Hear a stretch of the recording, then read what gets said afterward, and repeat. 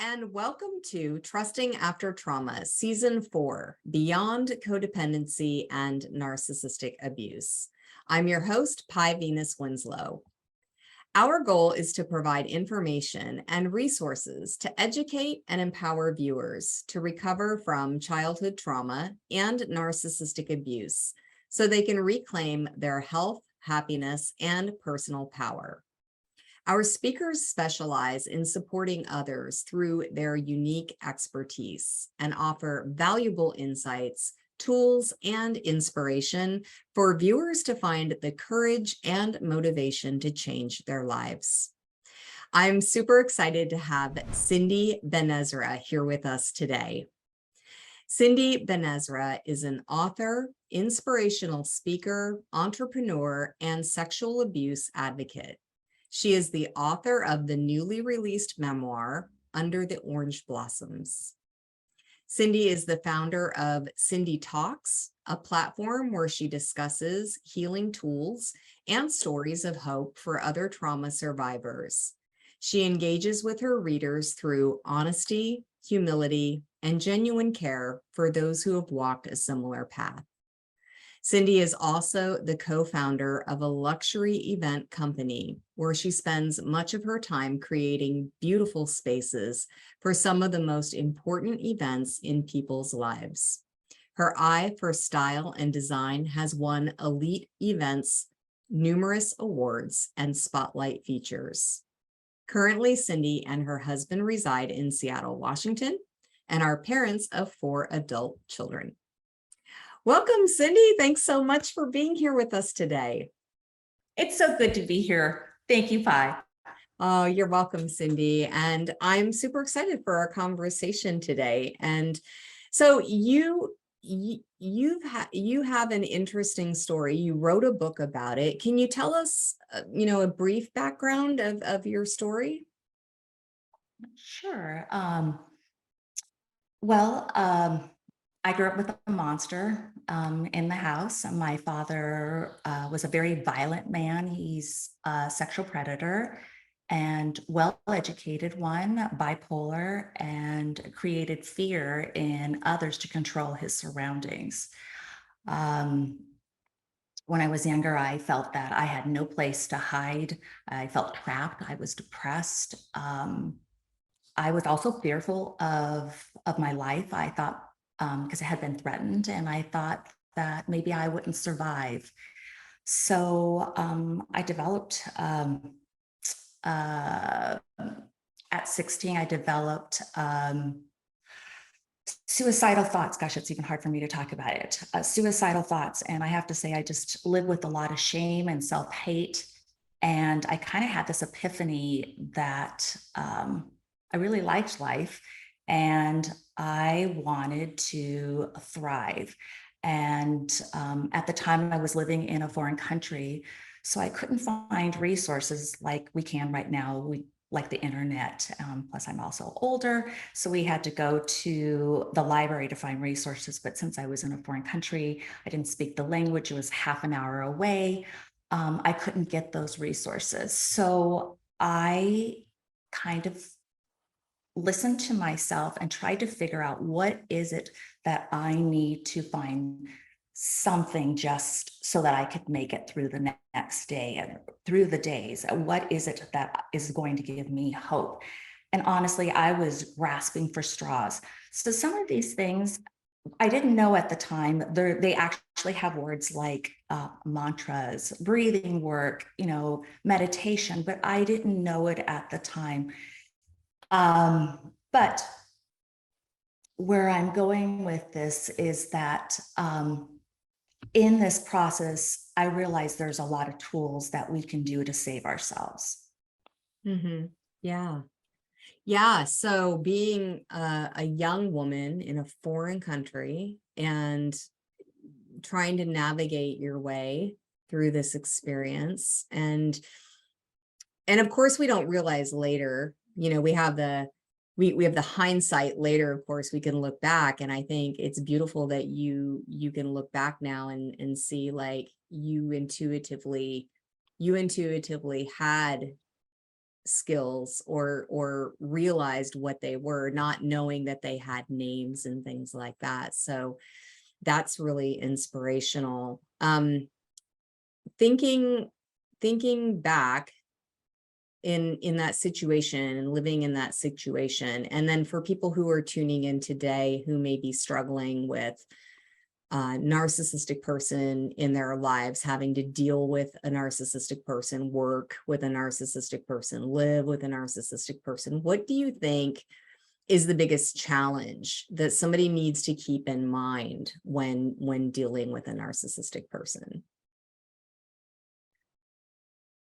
If you know, well, we all know ourselves pretty well. And a lot of times we know what our triggers are. We know when somebody says something, we know that that's going to irritate us. And I think to be mindful of your triggers and also be mindful of, like, do you want to engage with that person? Because it's kind of falling on deaf ears.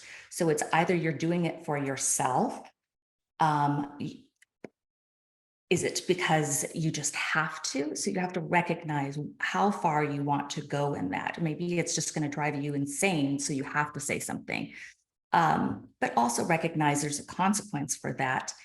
And it's sort of like a broken record, things that you just keep on repeating. And so sometimes that's very defeating. So it depends on what your energy is, depending on if you could control that or divert that energy into something else.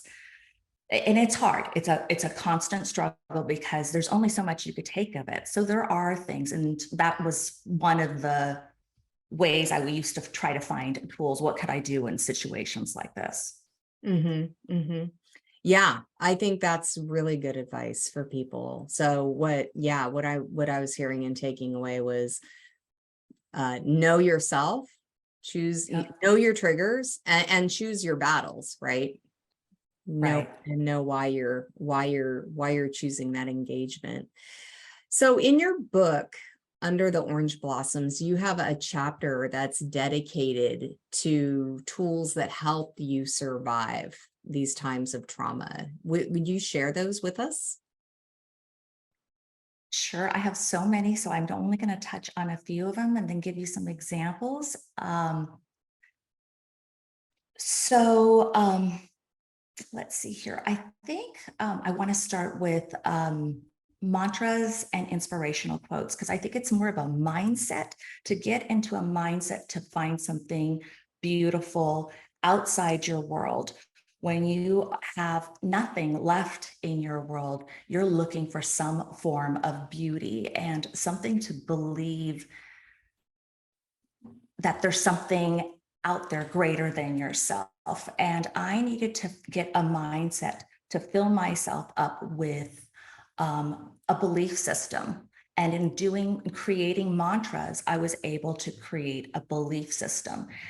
Um, and I recall, like, the first couple mantras that I started, I was 16. It was all about self-love, because I just absolutely hated myself. And so they were more about mantras about I love myself, I love all my flaws, I love myself, because they were very basic, because I was just starting out from the beginning. And what I would do is I would write that mantra down, stick it on the bathroom mirror, put it there when I was brushing my teeth, every time I went to the bathroom, use the services, wash my hands, brushed my hair, whatever it was, I would say that mantra 20 times. And if you think about 20 times, every time you go to the bathroom for anything, you start to feel a shift. And I would try to say the mantra with an intention. So it wasn't just saying it just to get the exercise over with, but I think having intention of doing that, looking at yourself intentionally and telling yourself that you love yourself, even though I didn't feel it at the very beginning, eventually it was a shift. And then I just started adding on. I would tear that one off, and then I would write a different mantra, write something, a goal or something that I wanted to achieve about myself. I had a hard time finding something that I loved physically about myself. So then I would focus on whatever it was. I don't know. I remember the first thing I fell in love with was my two front teeth, and I liked my eyebrows. So I focused on that. And that was a beginning. And I think mantras are very powerful. I also use inspirational quotes, because those also create a mindset and a foundation if you're starting from the very beginning. So anything that was beautiful. And I have so many quotes. I take them down when they don't resonate with me anymore. Then I take them down and I write something else. And I just looked at the two in my bathroom mirror because I must have had like 15. And then now it's just those two. And one is, life is 10% of what happens to me, 90% of how I react. Still working on that one. It might be an endless process. And what we achieve inwardly will change our outer reality. I do wholeheartedly believe that, and it's just always like a reminder to have that. But the combinations of mantras and inspirational quotes were just creating a mindset, which I desperately needed. And that was probably the first thing that I used. There's a few other, would you like to hear them? Yeah. I used a lot of visionary work. And then being a teenager, you're so visual, you're just, it's just who you are. You just imagine things. You have a big creative mind. And we also have the luxury when we're teenagers to just kind of daydream a little bit. So I took that because I wanted something so desperately, so much different than my world. I would just, leaf through magazines. I would rip out things, play with them, stick them in a little binder, sometimes spread them out on the bed. It was nothing fancy. And whatever that picture was, like, say, for example, if it was a mountain, the mountain represented a word like freedom. So the mountain was freedom. Or if it was florals, then it was the sense of something that smells beautiful. And if it was an embrace, two people hugging, it was love. And so I would kind of create these things and then envision that I had that thing. So maybe I was in love, or I felt love on a mountain. There were flowers around me. I know that's a very basic thing, but I started collecting them. And then I would just tear them out. Sometimes I paste them on things, but I really didn't have the time to do that. And I just kept a folder of just clippings. And it's easy, it's inexpensive. You could tuck them away if somebody asked about it. It's clippings. Also, I was also very embarrassed by this work that I did. Especially being a teenager, it just kind of sets you out there. It was just unusual to who does mantras, I love you, and I would just, but my mom was like, okay, whatever. And so was my sister, but it's kind of embarrassing when you're starting out from the very beginning and you're not sure what's real. And so it kind of sets you out in that oddness. So I would try to hide a lot of these tools that I did, but now it's very common. And we encourage people to talk about it open. I mean, you don't even have to hide it. There's no shame in these things. But it's a very great way to open your mind's eye and start that process to realize that there's something greater than yourself, greater than your problems, and that our problems feel so intense and so immense, but that we can achieve something greater than ourselves out there. And it's a great way to open up that area. And it's a great way to start with that visionary work, but there's so much you could do with visionary work. I love visionary work. I think it's kind of changed a huge part of my life. There's another one that I love. And that is, this exercise I did with my son. I have a special needs son. I have 4 kids, and a special needs son. He just turned 30, and he's in the IT field. He had a brain tumor, so half of his brain has been removed. And so it's very mathematical, but he feels everything just like we do. And he called me up one time and we started working on visionary tools with him. I started working on visionary tools. And this is a very basic thing that you could do at your office when you have somebody. Brian, my son Brian, hates his boss. He just can't stand him. He actually sounds like a tyrant. And he would just call me up and goes, Mom, I have so much hate. I'm going home every day and I'm carrying this hate around with me. I don't want to live like this. This is just horrible. So I gave him this exercise where I said, okay, just go to your desk, put your headphones on, bring your eyes to the keyboard, look down at your keyboard, because he didn't want anyone to know. And I said, okay, inhale. And we've done some work already. So he has a safe place in his mind of what that looks like. And I told him to inhale. And when he inhales, he wanted to get rid of the hate that he had stored in his body and wanted to get rid of it. And so I asked him, what color is your hate? And he said, it's black. And I said, okay, well, I want you to take a good deep breath in, just let it out, not an exaggerated one, but he's at work. So he wants to still look like he's working at work. And he just took a deep breath in and he exhaled the black smoke, is what he called, that was hate, out. And then I asked him to inhale and he wanted to inhale health. He wanted to inhale freedom. What was the other? Health, freedom, safety. And he wanted to heal. And that color, he chose a color, was sparkly white. And he inhaled that.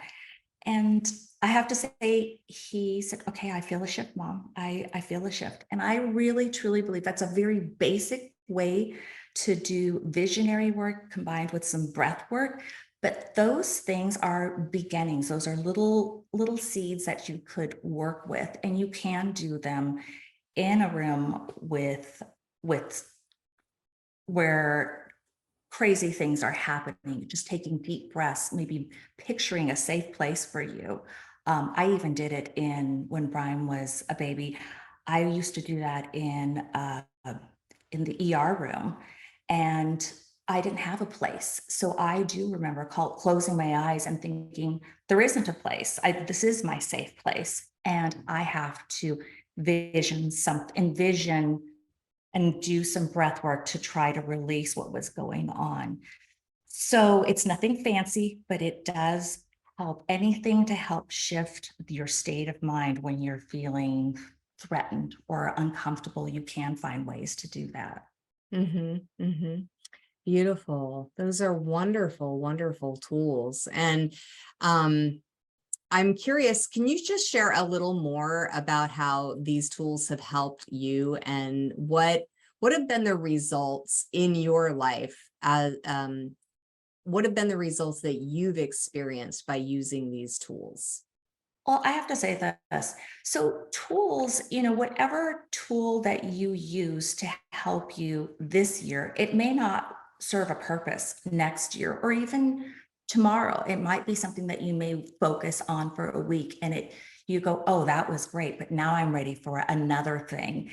And you may add on to them. And I think tools are something to be layered on when when you've grown up with a narcissist. There's PTSD involved. And so it's almost like we go back in our little goodie bag throughout the years, and then we go, oh yeah, that one worked for me. And you would pull that one out, and just recognizing that you have like a little magic goodie bag that you could pull out these tools and use them or layer them with other things. And I feel that as long as you recognize, everybody has some tool or some technique. They apply it in their business, they apply it with their children, they apply it with their loved ones. This is so it's part of life, it's part of being human. And I think allowing that, because I think there's a lot of at least for me, I had like a stigma that, oh, maybe I was broken, or maybe I was flawed, or why nobody else has to do this. And I had to let that go and just recognize this was just another tool. This was just another recipe in the kitchen that I would pull out and use. And that this was my childhood, but I didn't have to let it define me as long as I was able to recognize that there was a fix it. It's just another tool. It's just another recipe. And I think um, that is very empowering to feel that and recognize that. And I'm not sure if I answered your question properly, but No, I think you did. I think because what I love you saying recipe, because when you think of a recipe is, I mean, it's a guideline for creating something. And so if you think about how you really want to create maybe a different experience in your life, or a different version of your life, or a goal or something that you want to accomplish, and you have a recipe, how empowering is it to make it your own, to maybe substitute this ingredient for something that you like better or prefer better. And at the end, you end up creating something. You have a guideline, but you end up creating something that actually is yours, right. and that feeds you in a Mhm. positive way. So I think you did answer the question. I can see how that would benefit your life, and your son's life, you sharing about him, and helping him with that, and our viewers today. So thank you. You're welcome. Yeah. I do have one more, and I want to just, this will be my last one. I have so many, but if there is time for this one, I would love to Yeah. talk about grounding. I used to dissociate a lot from the trauma being so intense. Um, I didn't know what it was, actually. I thought it was just me being Spacey Cindy. And later on, I realized it was called dissociation, which blew my mind. And it was great. It served me while I was in the thick of the household and I couldn't leave. I'm just a young girl stuck in the house with this narcissistic monster. So it worked for that to check out and find a vacation someplace else. However, it didn't serve me in the real world, and it didn't serve me in the classroom. And so I started to really kind of dig into grounding. And I still get triggered every once in a while. So even now, as an older adult, I still do things that I kind of go, oh, that triggered me. And so I wear things with texture on them so that I could touch it, or I kick off my shoes and I feel the cold ground. But when, what's another thing? Sometimes I would stand up, move my body, um, uh, speak up, just even using my voice, just speaking up and saying something kind of centers me. And I always picture grounding work as an anchor, where you anchor yourself, your body to the earth, because when we're having those PTSD triggers, we just want to float off and just go. We're back at fight, flight, or flee. And we just kind of step into an old pattern, and anchoring yourself is so important, because in that there's a lot of self-love of just going, no, I'm present. No, I'm here for this. But there are little triggers. I mean, even just going outside and finding beauty. And there's things that I still do to this day where I want to anchor myself a little bit more, like walk barefoot in the grass. That's a beautiful one. Feeling the temperatures outside and recognizing with intention, yeah, it's crazy hot, or yes, it's freezing, but they're all things to anchor you as long as you have intention and being present. Mm-hmm. Yeah. Beautiful. Beautiful. Yeah.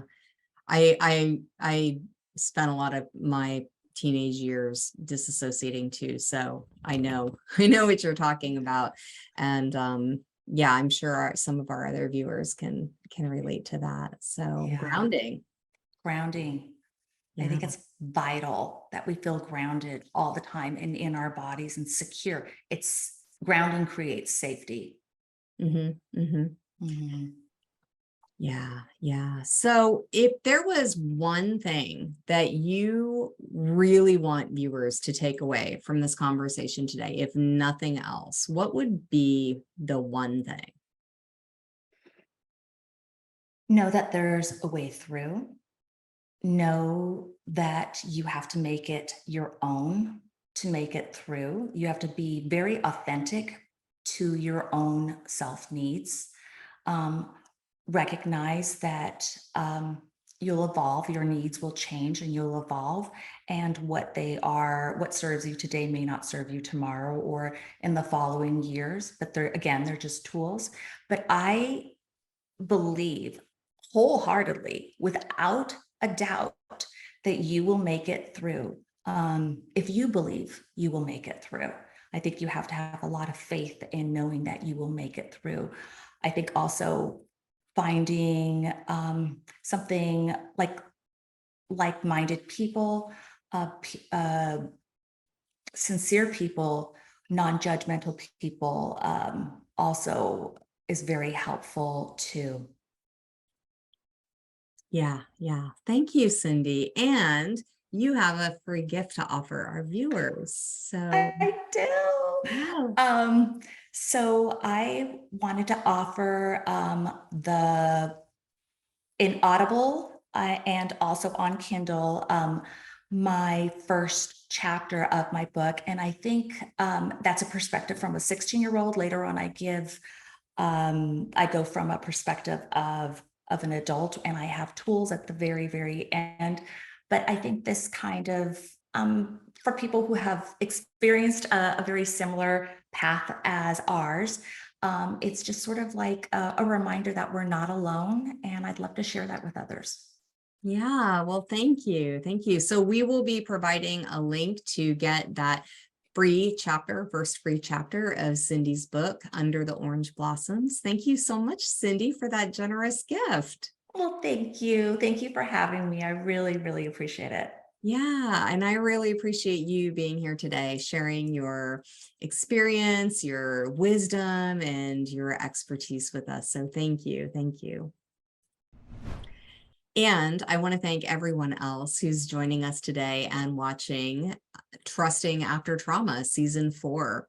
We hope that you enjoy your journey with our experts on how we can move beyond codependency and narcissistic abuse to heal our body, mind, and spirit to live joyful, authentic lives.